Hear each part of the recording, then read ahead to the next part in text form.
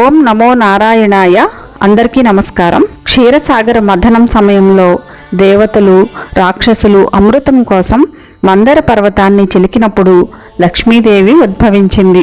ఆ శ్రీ మహాలక్ష్మి శ్రీ మహావిష్ణువుకి ధర్మపత్ని అయింది. ఆమె వికసించిన పద్మంపై కూర్చుని ఉంటుంది కాబట్టి పద్మావతి అని కూడా పిలుస్తారు.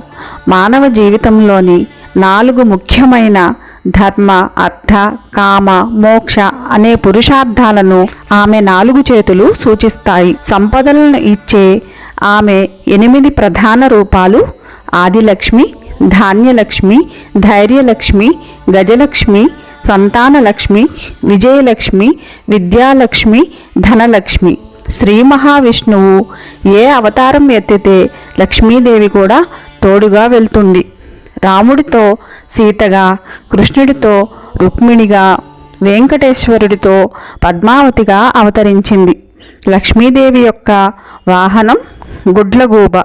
ఇది అజ్ఞానాన్ని తొలగించి జ్ఞానాన్ని ప్రసాదించడాన్ని సూచిస్తుంది. పురాణాల ప్రకారం లక్ష్మీదేవి పరిశుభ్రత, గౌరవం, సంతోషం ఉన్న చోట లక్ష్మీదేవి నివసిస్తుందని చెప్తారు. ఈ శ్రావణ మాసంలో మీ ఇల్లు పరిసరాలను శుభ్రంగా ఉంచుకొని సంతోషంగా ఆ శ్రీ మహాలక్ష్మిని ఆహ్వానించండి.